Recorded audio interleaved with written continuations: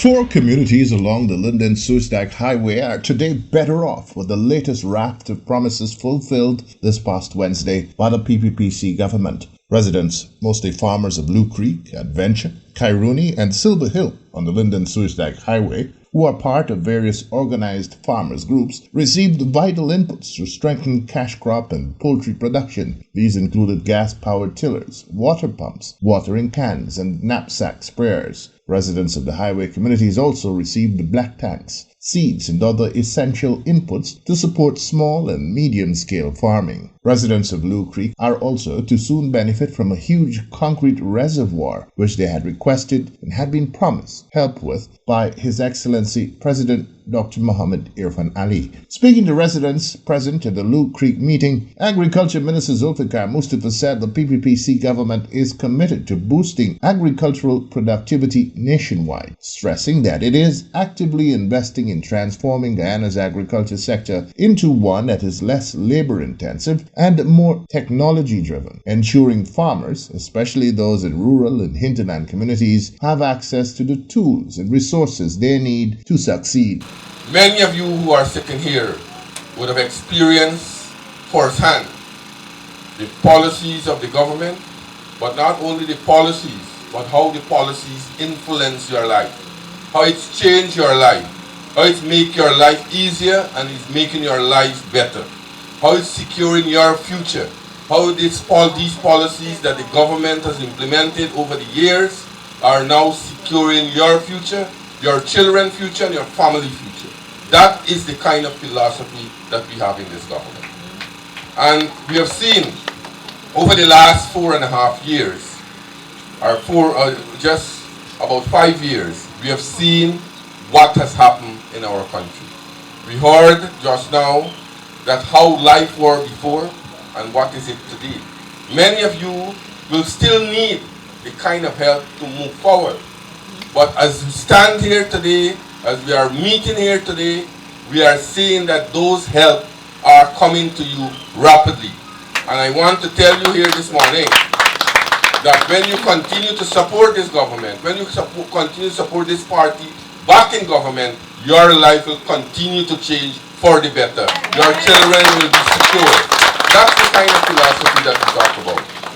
The Agriculture Minister reminded residents of promises made by the previous government prior to taking office in 2015, urging them to focus on all the promises that were not kept by the AFC coalition when they got into office from 2015 to 2020. We heard how many young people would have been, they will be given jobs.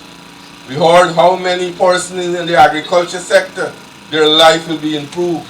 We heard things like rice farmers will be given between $6,000 to $9,000 a bag for the paddy. We heard people in the agriculture sector, their salary will be increased. But when we had, after the election, what we had factories closed down. We had the rice price gone down as low as $2,100 a bag.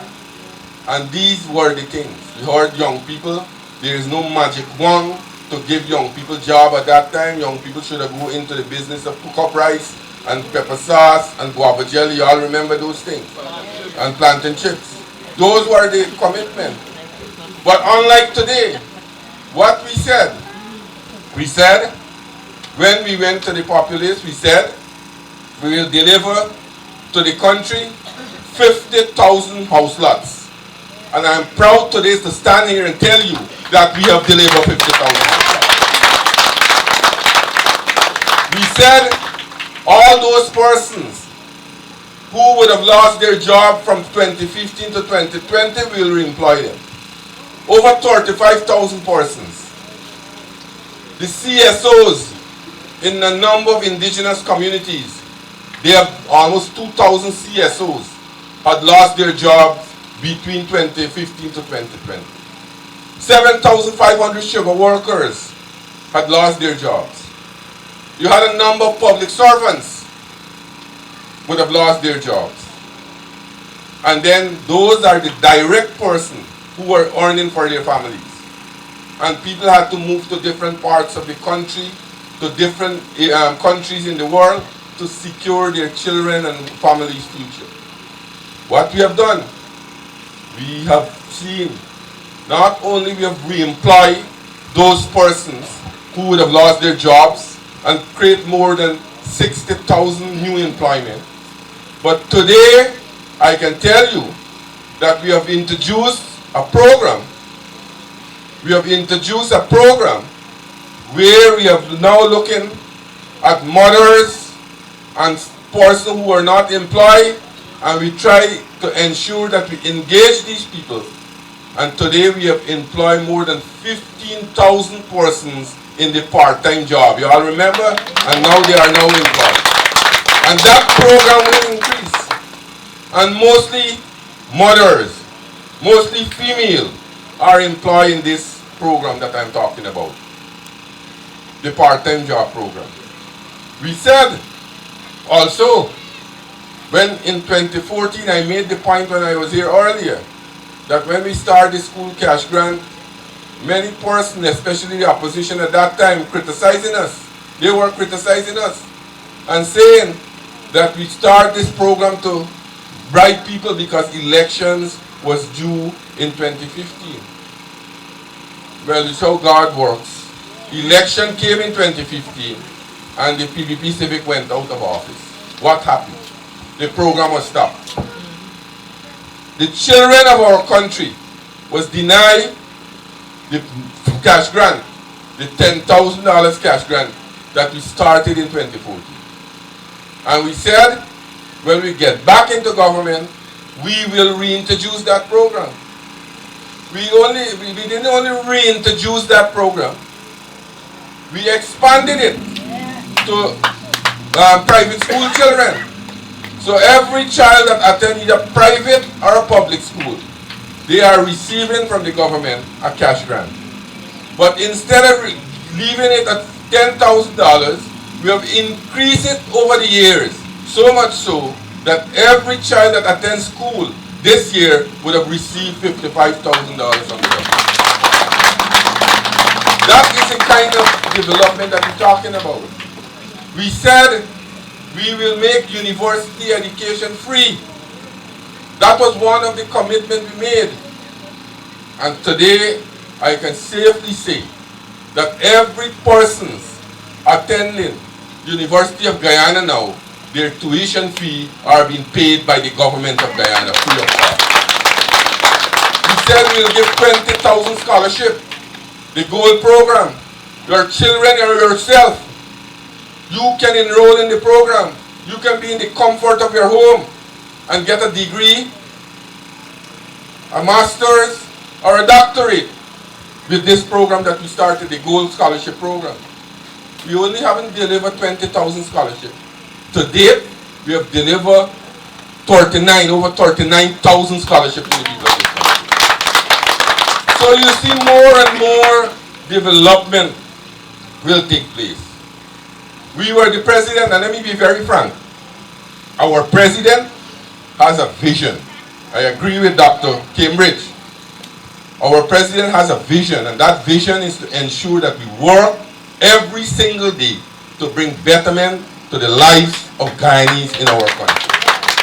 Minister Mustafa said the PPPC government, led by His Excellency Dr. Mohammed Irfan Ali, is a hands-on government, one that is on the ground in communities such as those along the Linden Highway, ensuring that residents have the opportunity of raising issues with the leadership of the party in government. Last weekend, the president was in a number of communities across this highway, visited himself.